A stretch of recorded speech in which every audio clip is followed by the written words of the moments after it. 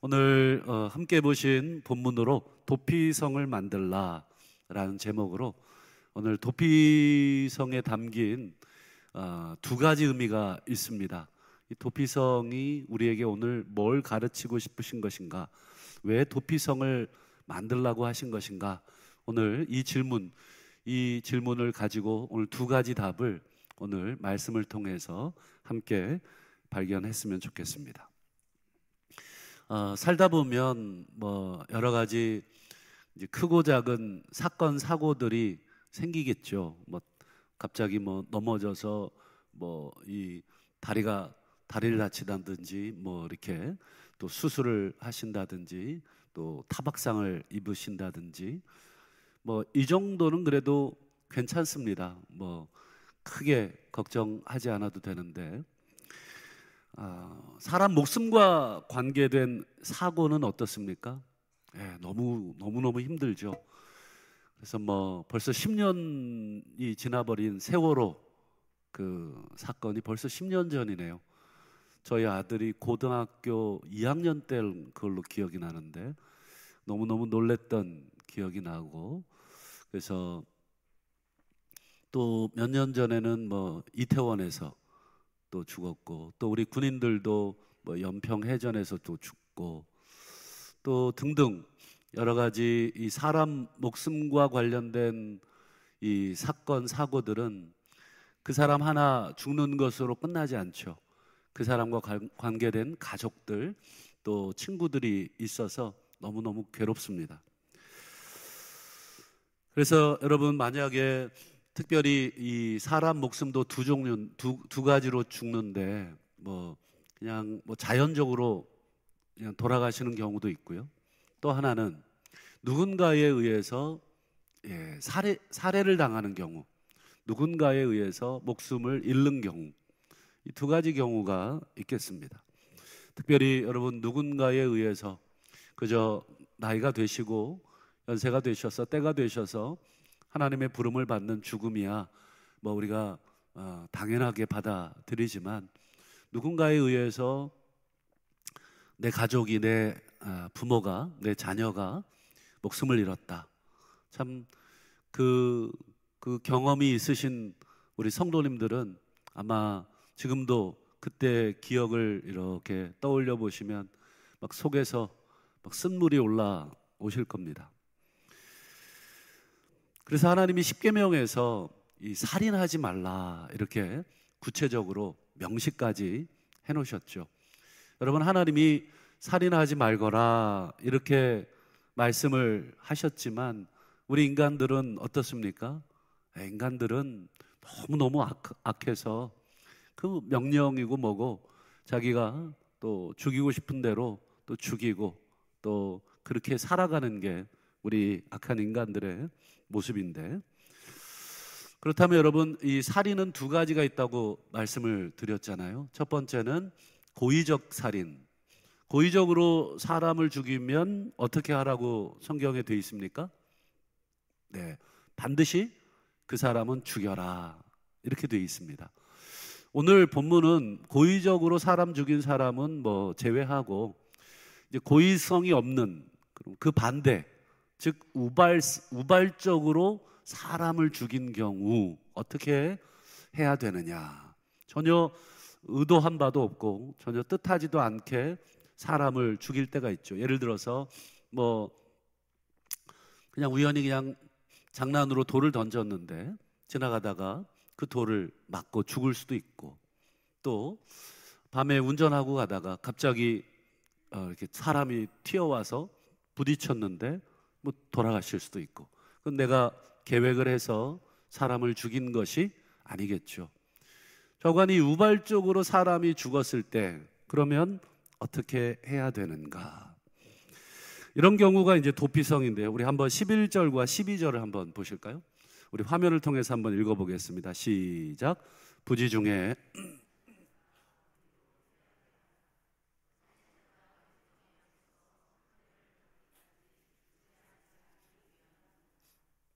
여기 보시면 11절과 12절에 보면 부지 중에 살인한 자가 그리로, 여기서 그리로라고 하는 이 장소는 도피성이 되겠습니다. 도피성으로 피하게 하라. 살인자가 이 부지 중에 사람 죽인 사람이죠.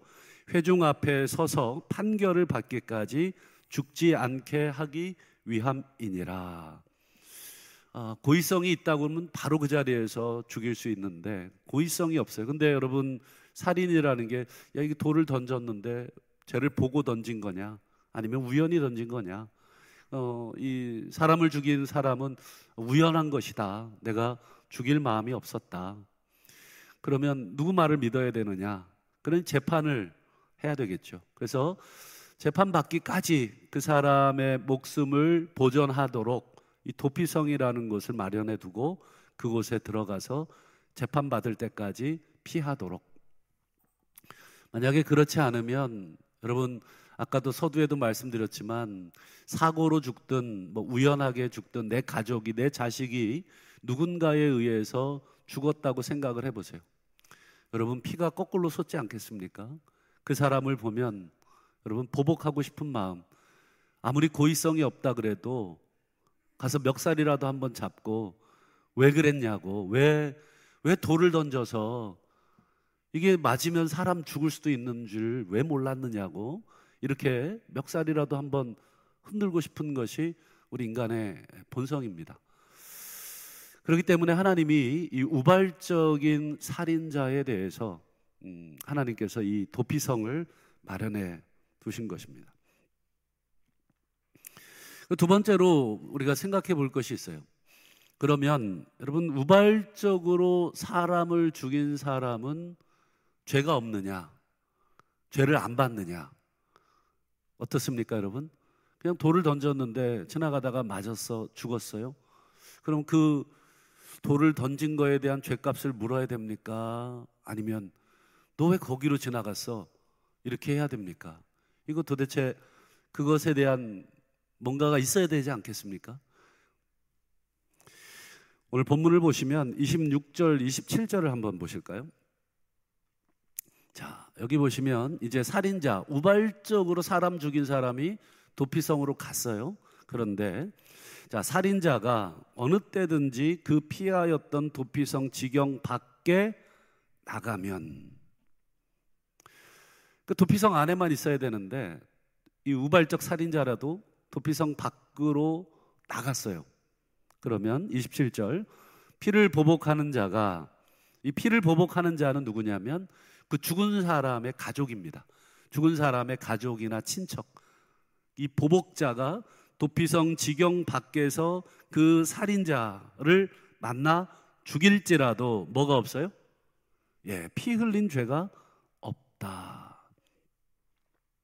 도피성 안에 있으면 손을 댈 수가 없어요. 그런데 그 우발적 살인자가, 사람이라는 게 그렇잖아요. 뭐 나가면 어때? 하고 또 나가는 그런 또 괄괄한 성격의 이 소유자들이 있어요. 뭐 죽이려면 죽여 그러고 나갑니다. 그러면 보복자가 죽여도 그 핏값을 묻지 않겠다. 한마디로 여러분, 이 우발적으로 사람 죽인 사람은 도피성 안에 있어야 되고, 만약에 도피성 밖에 나가면 죽어도 되죠. 죽을 수 있죠. 그럼 왜 그렇게 하셨을까? 왜 도피성 밖에 나가면 죽어도 되고 왜 그렇게 만드셨을까?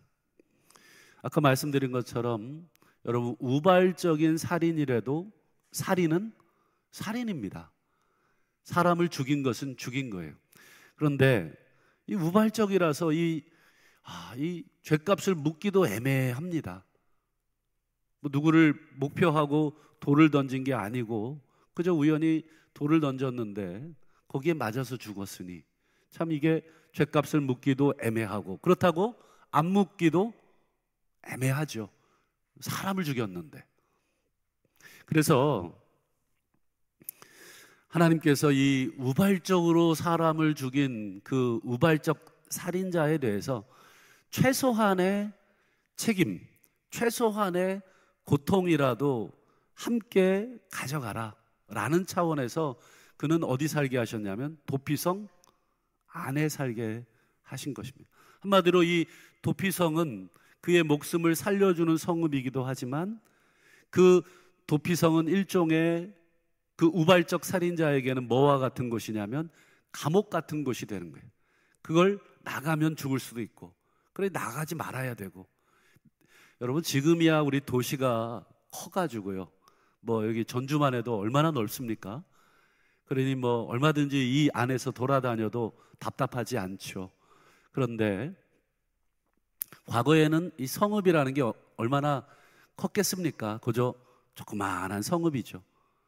그러니 여러분, 그 조그마한 사람 사는 성읍에 여러분 평생 어떻게 해야 돼요? 갇혀 살면서 내가 우발적으로라도 사람 죽인 것에 대한 뭐예요? 최소한의 도리를, 또 책임감을, 이 고통을 느끼라는 거죠. 요즘은 이 자동차 보험이 다 발달이 돼서 여러분 사람을 쳤어요. 그래서 입원을 했습니다. 그러면 보통은 어떻게 하시나요? 보험사에 전화하시죠. 그래서 뭐 처리합니다. 그런데 여러분, 그렇게만 해놓으면 여러분 마음이 어때요? 그냥 뭐 내 할 도리 다 했다, 나는 이럴 때를 대비해서 내가 돈 들여서 보험 들어놨고, 그래서 그 보험 제도로 다친 사람 치료해주고, 또 원하는 대로 또 합의금도 주고.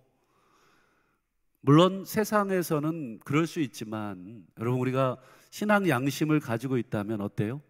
여러분, 그 사람 다리가 부러졌어요.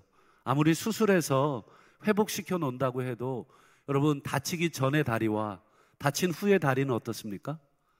완전히 다른 다리죠. 그 사람의 남은 평생 그 사람은 다리에 뭐예요? 장애를 안고 살아가도록 하는 그런 뭐예요? 과실이 저에게 있는 거죠. 아무리 내가 보험을 들었다 그래도 어떻게 해야 됩니까? 가서 만나야죠. 아유, 죄송합니다.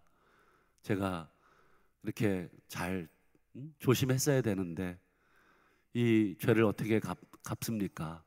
물론 보험으로 다 물리적으로 뭐 손해 입은 거 다 보상해 주지만 여러분, 최소한의 우리 인간이라면, 사람이라면 그 인간의 도리, 그 마음을 어떻게 해야 되겠습니까? 표현을 해야 되겠죠. 3번이고 2번이고 매일 가기 그러면 뭐 최소한 일주일에 한 번 정도, 퇴원할 때까지 몇 번 정도, 또 갈 상황이 안 되면 전화라도 드리고 문자라도 드려서 죄송하다고, 잘 회복되시기를 바란다고, 퇴원하면 제가 식사 한번 대접하겠다고. 여러분, 말이라도 어떻습니까? 그 사람의 마음이 훨씬 더 좋죠. 여러분, 사람을 우발적으로라도 죽였으면 그것에 대한 최소한의 대가를 치르게 하신 게 뭐예요?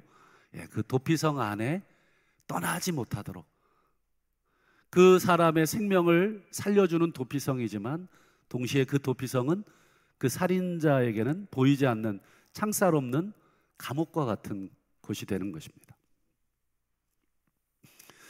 그러면 여러분, 이 사람은 우연히 사람 죽인 사람, 이 사람은 그러면 어떻게 해야 됩니까? 평생 도피성에 살다가 죽어야 되는가?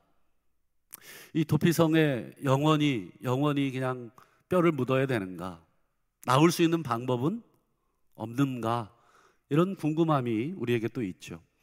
그것에 대해서 하나님께서 또 제시하십니다. 참 우리 하나님이 이 법이라는 게 참 이 사람 중심으로 참 이렇게 잘 만들어 놓으셨다 생각이 들어요. 한번 28절을 한번 보실까요? 28절 우리 같이 한번 읽어 보겠습니다. 시작. 살인자가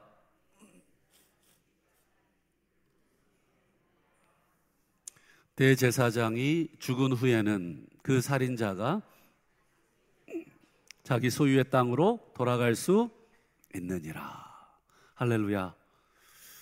여러분, 우연히 사람 죽였어요? 그래서 여러분, 그 피해자의 가족이 보복하지 못하도록 도피성을 마련해 줬어요. 그래서 거기로 달려갑니다. 너무너무 감사했는데, 그 도피성 안에서만 살아야 되는데, 그런데 알고 보니까 대제사장이 죽은 후에 다시 자기의 소유 땅으로 돌아올 수 있게 하셨네.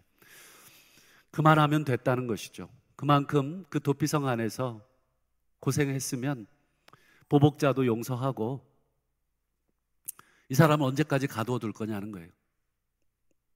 우리 하나님의 마음이 이 도피성 안에 고스란히 담겨져 있죠. 우연히 죄를 지은 사람 아무 죄책감 없이 살지 못하도록 그 성읍에 가둬주시고, 또 피해 보복이 일어나지 않도록 또 그곳으로 도망가게 하시고, 그러나 영원토록 그를 형벌하지 않고 대제사장이 죽을 때까지, 죽은 후에는 다시 자기 기업의 소유로 돌아올 수 있도록.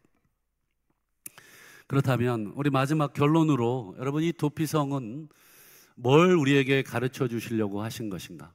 오늘 서두에 제가 두 가지 답을 우리가 찾아야 되겠다 말씀을 드렸습니다. 여러분, 도피성을 왜 하나님이 이런 식으로 만들어서 사용하라고 하신 것일까요? 그 중에 첫 번째 답을 한번 여러분들과 함께 나누려고 합니다. 여러분, 우연히 고의적으로 죽인 사람은 바로 죽일 수 있잖아요. 그건 고의성이 있기 때문에 우리나라 법에도 고의성이 있느냐가 굉장히 중요한 판결의 여부인데, 고의성이 있는 사람은 죽여요. 근데 우연히 여러분 사람을 죽인 경우, 아무리 우연이라고 해도 그 피해자 가족, 아까 말씀드린 것처럼 울분이 있고 보복심이 있고 멱살이라도 가서 흔들어 보고 싶은 그런 인간의 이 보복심. 여러분, 그래서 만에 하나 하나님이 이 도피성 제도를 마련해 두지 않았다면 내가 우연히 사람을 죽이든 고의로 사람을 죽이든 그 피해자의 가족은 어떤 행동을 하게 될까? 우린 안 봐도 너무너무 뻔한 모습을 보게 되죠. 여러분, 틀림없이 보복하게 돼 있습니다. 그럼 너도 우연히 죽어봐라 그러고 그 사람이 지나가는 길에 계속 돌을 던지거나, 하여튼 뭔가 수를 사용해서 그 사람에게 최소한의 피해를 입히려고 하는 것, 한마디로 보복심리가 우리에게 있어요. 여러분, 그래서 내가 죽은 내 아들의 그 죽음에 대해서 보복을 했습니다. 그러면 저 사람이 죽었거나 다쳤어요? 그러면 상대방의 또 가족은 어떻게 하겠습니까? 가만히 있질 않습니다. 또 그 가족도 또 보복 심리를 가지고 또 공격하게 되어 있습니다. 여러분, 싸움이라는 게 그냥 한 번에 끝나든가요? 내가 누군가 하나 죽어야 끝납니다. 반드시 그렇게 돼 있어요. 누군가 하나 양보해야 싸움이 되지 않지, 서로 자기 주장을 하고 서로 옳다고 하면 여러분 1라운드에서 싸움이 끝나지 않아요. 2라운드, 3라운드 계속해서 그 싸움이 진행이 됩니다. 그러면 사회가, 공동체가 어떻게 될까요? 물 보듯 뻔한 것이죠. 전부 다 서로 보복하느라고, 네가 나한테, 네가 우리 가족에게, 네가 내 자식에게 그런 짓을 했어? 두고 보자. 네 자식 내가 가만두나 보자. 멀쩡히 지나가는 저 집 자식 꿀밥 먹입니다. 그렇지 않겠어요? 모르는 아저씨한테 꿀밥 맞은 아이는 얼마나 당황스럽겠어요? 그래갖고 막 이렇게 막 울면서 집에 돌아오면 너 왜 그래? 그러면 이상한 아저씨가 때렸어. 어떤 아저씨야? 저 아저씨. 그러면 여러분 또 보복이 또 일어나게 돼 있습니다.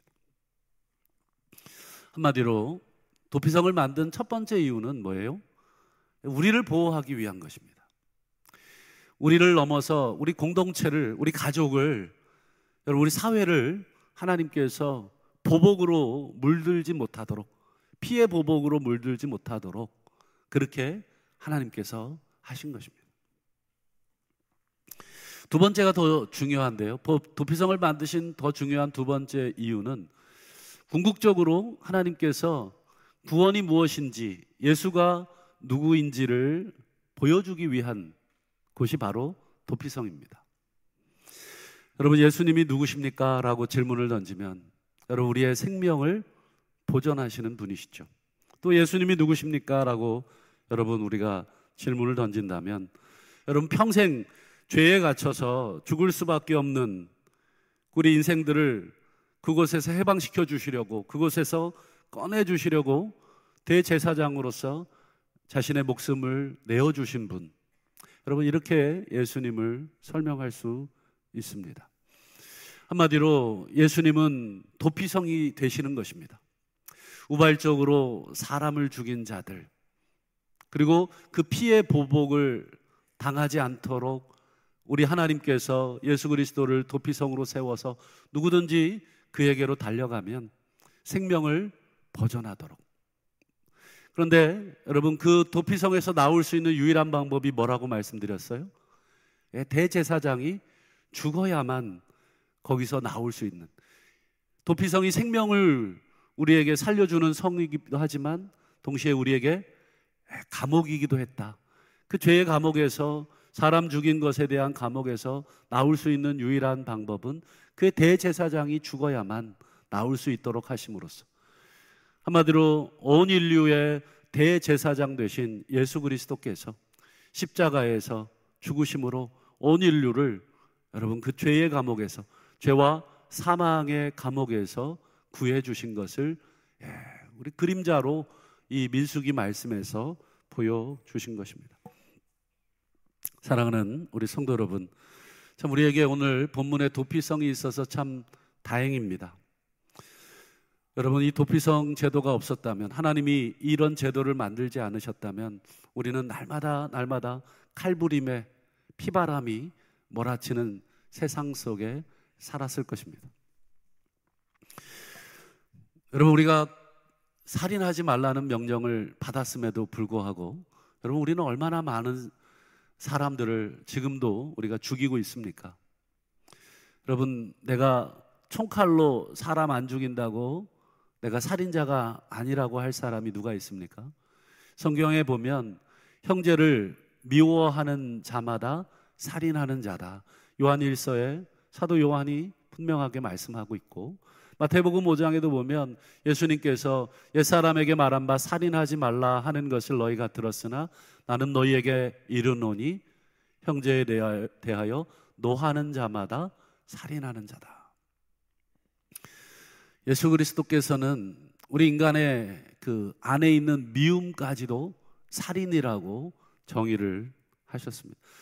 그 정의에 의하면 여러분, 우리는 날마다 살인하는 자들입니다.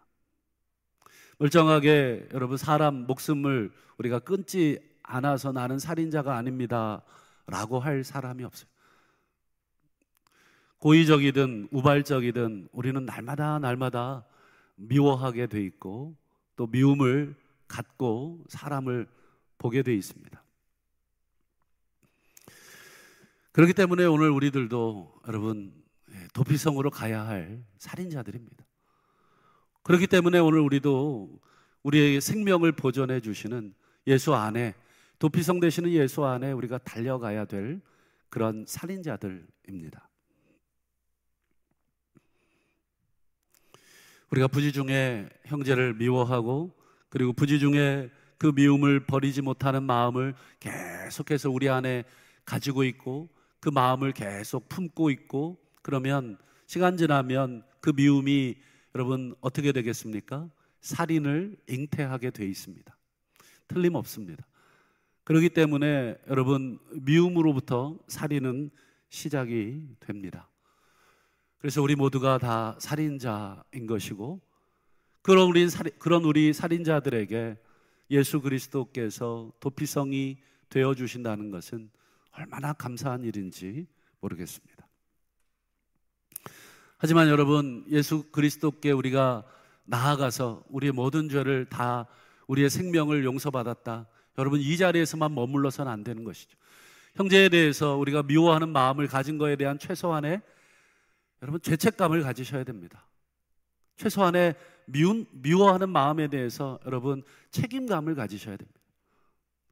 여러분, 도피성, 우연히 사람 죽인 사람, 그 우발적 살인자를 도피성 안에만 가두어 두신 하나님, 여러분 그 책임감을 가지라고 하나님이 그 안에 살라고 말씀하신 것처럼, 여러분 오늘 우리가 누군가를 미워하고 때로는 누군가를 그 살인하는 마음이 우리 안에 날마다 있었다면, 여러분, 그 책임감을 우리가 가져야 됩니다. 우리가 예수 안에서, 도피성 되신 예수 안에서 우리가 달려가서, 그리고 그 도피성 되신 예수께 여러분 날마다 우리의 죄를 고백하셔야 되는 것입니다. 그 요한일서에 보면 만일 우리가 우리 죄를 자복하면 저는 미쁘시고 의로우사 우리 죄를 사하시며 우리를 모든 불의에서 깨끗하게 하실 것이다. 여러분, 예수 안에 우리가 생명을 얻었다는 것만으로 여러분 우리가 안전하다 이렇게 생각할 것이 아니라 우리가 날마다 살인자입니다. 우리는 날마다 하나님 앞에서 살인자이고 누군가를 오늘도 미워하고 있고 누군가를 오늘도 죽이고 싶은 마음으로, 그 분노의 마음으로 가득 찬 살인자입니다. 하나님, 이 살인의 마음을 용서해 주시고 이 살인의 마음에 갇혀서 일평생 하나님 살지 않도록 대제사장께서 우리를 위해서 피 흘려 죽으셨는데 여전히 우리는 그 살인의 감옥에 갇히고 미움의 감옥에 갇혀서 평생을 살고 있는 어리석은 자들입니다. 하나님, 다시금 우리의 죄를 고백합니다. 우리를 용서하시고 자유케 하시고 해방시켜 주셔서 다시는 분노의 마음을 품지 않도록. 그래서 사도 바울이 이런 말씀을 하시죠. 해가 지도록 분을 품지 말고, 분을 품어도 어떻게 합니까? 죄를 짓지 마라. 끊임없이 우리 안에 생기는 그 분노, 살인, 그것을 끊임없이 밀어낼 수 있도록 우리 하나님 앞에서, 그리고 도피성 되시는 예수 그리스도 안에서 그 문제를 해결하라고 우리에게 말씀을 하신 것입니다. 말씀을 뵙겠습니다. 여러분, 오늘 도피성 되신 예수 그리스도, 여러분 그분의 은혜가 무엇인지 우리가 깨닫고 믿으셨다면 하나님께서 이 도피성 되신 예수 안에서 우리를 용서하셨다고 성경은 말하고 있습니다.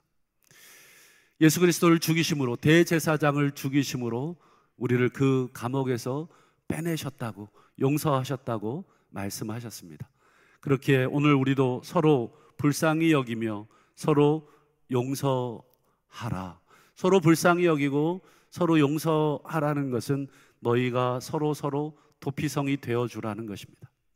우발적으로, 그래 네가 일부러 그랬겠냐, 그 보복의 마음을 접고 다시금 형제로 받아들이고, 그리고 우연이라도 사람 죽인 그 사람은 늘 평생 미안한 마음을 가지고 그 상대방 피해자의 가족에게 늘 속죄하는 마음, 미안합니다. 내가 당신에게 그런 마음을 가지고 그런 해코지를 했습니다. 미안합니다. 여러분, 이것이 오늘 도피성으로 우리를 묶으신 하나님의 뜻이고, 도피성을 통해서 이 공동체가 더 안전해지고, 우리 공동체가 죄를 짓고 우리 공동체가 우발적인 살인들로 서로 피범벅이 된다 할지라도 서로 용납하고 용서함으로 다시 하나님이 원하시는 그 공동체의 모습, 그렇게 만들어 가도록 하신 것이다. 바라기는 혹시 오늘 우리 가운데 여전히 그런 마음을 갖고 계신 분들이 계시다면 이 시간 도피성 되신 예수 안에서 우리의 모든 죄를 고백하고 다시금 죄로부터의 모든 죄와 사망의 권세로부터 해방되시고 다시 한번 우리 하나님을 향해 기쁨으로 또 감사함으로 나아가시는 우리 모두가 되실 수 있기를 주님의 이름으로 축원합니다.